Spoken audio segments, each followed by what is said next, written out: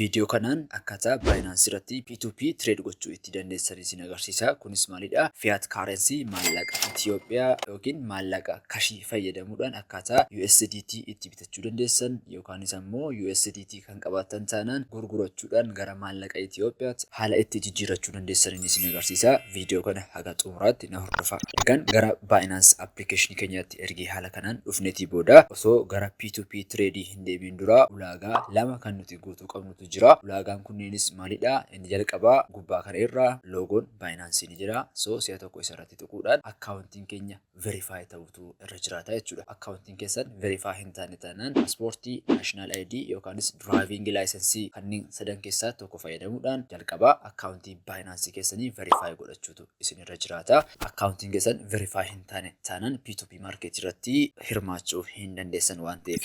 Inni lammaffaan ammoo asuma akkaawuntii keessan kana irratti si'a tokko kilikii gochuudhaan wayita gara fuula kanaatti isin fiduu bakka kana irraa security kan jedhu argattu. So security kana keessa seenuudhaan two factor authentication waan jedhamutu jira. Two factor authentication kunis akkaawuntii keessan irratti wayita transaction garaagaraa raawwatamu. Transaction raawwatamaa jiru suni isiniin akka raawwatamaa jiru mirkaneessuudhaaf koodiiwwan gara security isin setup godhatanitti isiniif ergamanudha jechuudha. Kanaaf security kan jedhu kana irra kilikii gochuudhaan wayita gara fuula kanaatti dhufidu two factor authentication bakka kana irratti list godhaman alternative garaagaraatu jiru. At least jarreen kana keessa sadii osoo setup godhatanii more filatamaadha. Inni jalqabarra jiru kuni passkey biometricsidha. Innis maalidha? Ashaaraa quba keenya yookiinis fuula keenya scan gochuudhaan haala security nuti itti setup godhannudha. Inni lammaffaa immoo authenticator app kan jedhamu yeroo ta'u Google authenticator app fayyadamuudhaan security nuti setup godhannu yeroo ta'u wayita nuti transaction tokko raawwannutti gara application sanaatti Binance code erguudhaan koodii sana wayita nuti copy goonee fidnu transaction sun ni raawwatama jechuudha. Inni sadaffaarra jiru ammoo emailii yeroo ta'u emailii keenya bakka kanarratti galchinee verify gochuudhaan wayita nuti transaction tokko raawwannu gara emailii keenyaatti koodiin ni ergama. Koodii nuuf emailii keenya irratti ergame sana copy goonee fiduudhaan bakka transaction raawwachaa jirru irratti galchuudhaan transaction sana complete goona jechuudha. So gara P2P tradeetti darbuu keenya duratti akkaawuntiin keenya verify ta'utu irra jiraata. Inni lammaffaa ammoo security two factor authentication setup godhachuutu nurra jiraata jechuudha. Ergii kana haala kanaan setup godhannee booda Binance'n versionii lamadha kan inni qabu. Inni jalqabaa Binance Lite kan jedhamu yeroo ta'u Binance Lite'n featureewwan muraasa qofa kan of keessaa qabu yeroo ta'u akkuma argitan kuni kanan fayyadamaa jiru Binance Lite'dha. Binance Lite'n kuni featuree hedduu of keessaa hin qabu. P2P illee ofirraa hin qabu jechuudha. So P2P irratti trade gochuu yoo kan feetan ta'e jalqabaa gara Binance Pro'tti switch gochuu qabdu jechuudha. Akkaawuntii keessan kanas gochuudhaa fi gubbaa kana irraa mallattoon loogoo Binance jira. Si'a tokko isarratti kilikii gochuudhaan wayita gara fuula kanaatti isin fidu gajjallaa kana irraa Binance Pro kan jedhu argattu. Isa irratti kilikii wayita gootan egaa automatically gara Binance Pro'tti switch gochuudhaan isin seensisaa jechuudha. So Binance Pro kana irratti yeroo dhuftan bakka kana irratti menuuwwan garaagaraatu jiru. Home, market, trade, features, wallet jarreen kun hundi isaanii function mataa jalaatti ni qabu. Tokkoon isaanii viidiyoo kana irratti ilaaluu hin dandeenyu. Maybe jarreen kana maal akka jaritaan baruudhaaf fedhii kan qabdan taanaan viidiyoo separate ta'e viidiyoo kophaatti kanan isiniif hojjedhu ni ta'a. Viidiyoo kana irratti garuu kanan isinitti agarsiisu akkaataa P2P marketii irratti maallaqaan doolaraa yookaan USDT bituu dandeessanii fi USDT qabdan ammoo directly gurgurachuudhaan gara maallaqa Itoophiyaatti naannessuudhaan akkaataa gara baankiitti ergisiifattanidha kanan isinitti agarsiisu. Gara P2P marketii kana adeemuudhaaf egaa gajjallaa kana irraa trade kan jedhu ni argattu. So si'a tokko isarratti haala kanaan kilikii gootu fuula kanatti isin dabarsa. Fuula kana irraa gubbaa kana irraa menuuwwan kunniin ni jiru. Akka kana gara mirgaatti scroll gochuudhaan xumura irraa P2P kan jedhu ni argattu. So si'a tokko isarratti kilikii gootu. Wayita gara fuula kanaatti isin dabarsu egaa fuula kana irratti namoonni P2P market irratti hirmaachaa jiran listiin isaanii asirratti isiniif mul'ata jechuudha. Wayituma gara P2P marketii kanatti dabartanii jalqaba irratti kan isin sirreeffachuu qabdanii gubbaa kana irraa mallattoo maallaqaa kana irratti kilikii gochuudhaan currency jalqaba irratti ni filattu. Maybe isin bira ETB kan jedhu isiniif baasuu dhiisuu danda'a. So irratti kilikii gochuudhaan please enter currency kan jedhutu jira. Bakka currency kana irratti ETB jettanii haala kanaan barreessuudhaan ETB yookiin Itiyoophiyaan birrii ni galchitu jechuudha. Kunis maalidha? Itiyoophiyaan birrii fayyadamneetudha kan nuti USDT asirraa bitnu jechuudha. Currency ittiin bittan yookiin itti gurgurtan asirraa jalqaba select gochuutu isinirra jiraata. Ergi haala kanaan kaarensi keessan galchitaniitii booda itti aansuudhaan bakka kana irraa kooyinii ni filattu jechuudha. Kooyinii isin bituu barbaaddan yookiin gurguruu barbaaddan maalidha kan jedhu bakka kana irraa ni filattu. Fakkeenyaaf USDT dha taanaan USDT haala kanaan ni galchitu jechuudha. Kunis maalidha? Doolaara bituudhaaf yookiin gurguruudhaaf fedhii qabdu akka jechuuti. Inni kan biraan ammaawunti kan jedhudha. Ammaawuntiin kun qarshii isin ittiin bituu barbaaddan reenjii isaa hagam akka ta'e bakka kana irraa filachuudhaan galchuu ni dandeessu. Inni kan biraa peeyimentii metodiidha. Peeyimentii metodii isin ittiin kaffaltii fudhachuu barbaaddan yookiin kaffaltii ittiin kaffaluu barbaaddan wayita bittan jechuudha. As biraa select gochuudhaan filter gootanii galchuus ni dandeessu jechuudha. Ammaaf USDT kan jedhu kana kooyinii filanneenyaan dirreen kun lamman haala kanaan yoo ta'anis rakkoo hin qabu. Itti aansuudhaan gubbaa kana irraa buy kan jedhuu fi sell kan jedhudha kan nuti argannu. So kunis maalidha? Buy kan jedhu kuni USDT yookiin doolaara bituu yoo kan barbaadne ta'e buy kan jedhu kanarra seenneetidha kan nuti bitnu. Gurguruudhaaf kan adeemaati jirru yoo ta'e ammoo sell kan jedhu kana irraa deemne bakka kana irraa namoonni bituudhaaf qophaa'anii jiran ni jiru waan ta'eef sell kan jedhu kana irra seenna. Mee jalqabaa akkaataa itti bituu dandeenyu isin agarsiisu kallattiidhaan bite jechuudha. Fakkeenyaaf ani USDT kan qarshii 1,000 baasu bitee isin agarsiisu. Egaan wayitaa asirratti Binance kana P2P fayyadamnee USDT namarraa bitnu of eeggannoo nuti gochuu qabnutu jira. Namuma arginerraa callisneeti bituu hin qabnu wantoota nuti check gochuu qabnutu jira jechuudha. Sana keessaa inni jalqabaa akkuma argitanii ammaawuntii isaan ittiin gurguranidha yookiin gatii jarri ittiin gurguranidha. Gatii jarri ittiin gurguran kun xiqqaarraa gara guddaatti asii gad soorti godhameetii jira. Kan jalqabarraa yookiin tooppiirra jiran hundi isaanii yeroo hunda gatiin isaanii xiqqoo kan gadi aanaa ta'edha. Wayituma gara gajjallaatti akkana gad adeemtanii piraayisiin yookiin gatiin jaraa dabalaatii haala kanaan ni adeema jechuudha. So gatii bareedaa yookiin gatii gadaanaadhaan kan isin argattanii namoota tooppiirra jiran kana irraati. So gatiidha kan jalqabarratti isin ilaaltan jechuudha. Erga gatii ilaaltanii booda itti aansuudhaan kan isin ilaaluu qabdan maalidha? Trade kan jedhu kana ni ilaaltu jechuudha. Trade namni kun haga ammaatti geggeesse hagamidha kan jedhu ni ilaaltu jechuudha. Baay'ina trade namni sun geggeesse turtii yookiin muuxannoo namni sun hojii sana irratti qabu kan agarsiisu waan ta'eef trade isaa ilaaluutu isinirra jiraata. Inni kan biraa isin ilaaluu qabdanii reettii isaaf kennameetii jirudha. Hagam milkaa'inaan tradeewwan kanaan dura turan namni kun raawwateetii jira kan jedhu as biratti average isaa kaa'ameetii jira. At least percentii 95 fi sanaa ol ta'utu irra jiraata nama isin irraa bituuf adeemtanii jechuudha. Inni kan biraas fi sadaffaa nuti ilaallu peeyimentii metodii jiraati. Peeyimentii metodiin as biratti jarri liistii godhan kun ni jira. Kunis maal agarsiisa? Kaffaltii karaa baankii kanaatiin yookiin karaa akaawuntii kanaa qofaan fudhachuu danda'a kan jedhu as biratti jarri ibsaniitii jiru jechuudha. So ani fakkeenyaaf nama kanarraa bituu yoo kana barbaade dirqama akaawuntii Abisiiniyaa yookiin teelebirrii qabaachuutu narra jiraata jechuudha. Haaluma wal fakkaatuun kan jalqabaa kana irraa bituu yoo barbaade dirqama akaawuntii CBE tiin kaffaltii raawwachuuf hin qaba.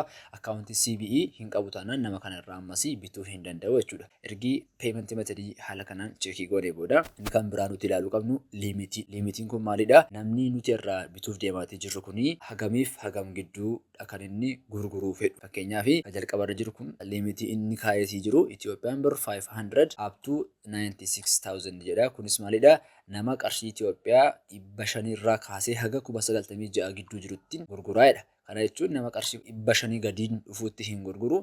Nama qarshii 96,425 oliin dhufuutti hin gurguru jechuudha. Kanaaf namoota qarshiin isaanii reenjii kana lamaan gidduu ta'etti kan inni gurguru namni kuni. So kanas cheek gochuutu nurra jiraata. Xumura irratti kan nuti cheekii goonu maalidha? Availabilityidha. Available kan jedhu kana ilaaluutu nurra jiraata. Hagam qaba namni kun USDT. Fakkeenyaaf ani USDT 1,000 bituu barbaada yoo ta'e nama kanarraa bituu hin danda'u. Maaliif namni kun USDT inni qabu 688 qofaadha. Akkuma kanas nama kanarraa 500 yoo fakkeenyaaf bituu barbaade nama kana irraas bituu hin danda'u. Maaliif kan inni qabu 201 qofaadha. So USDT hagasiin barbaadan sana traderii isin irraa bituuf adeemaati jirtan suni qabamoo hin qabu kan jedhu cheek gochuutu isin irra jiraata jechuudha. So jarreen kana shanan jalqaba irratti sirriitti cheek gochuutu isin irra jiraata. Jarreen shanan ani isiniin jedhe kunis piraayisii tireedii jarri hagammaatti geggeessanii jiran kana parsantaa yookiin reetii jaraaf kennameetii jiru kana peeyimentii metodii jaraa liimitii jarri gurguran fi availability jarri qaban baay'ina jarri qabanii jarreen kana sirriitti cheekii gochuudhaan nama sirrii filattanii irraa bituutu isin irra jiraata jechuudha. So jarreen kana hunda ergi haala kanaan cheekii goonee booda egaa ani USDT kan qarshii 1,000 biteetii isinitti agarsiisa. Kanas gochuudhaa fi namoota bakka kana irratti liistii godhamanii jiran kana keessaa ulaagaa ani qabu kana kan naaf guutuu danda'u isa kamidha kan jedhu keessaan ilaalaa jechuudha. Kanas gochuudhaa fi kan qarshii 1,000 tooppii kana irra kan jiran keessan ilaallaa. Haala kanaan kan liimitiin isaanii qarshii haga 1,000 asirraa yoon dhabee maalan godhaa ammaawunti kan jedhu jira. Ammaawuntii kan irra deemuudhaan I want to buy bakka kana irratti ammaawuntii 1k galchinee haala kanaan konfirmii goonaa. Kunis maal nuuf godhaa?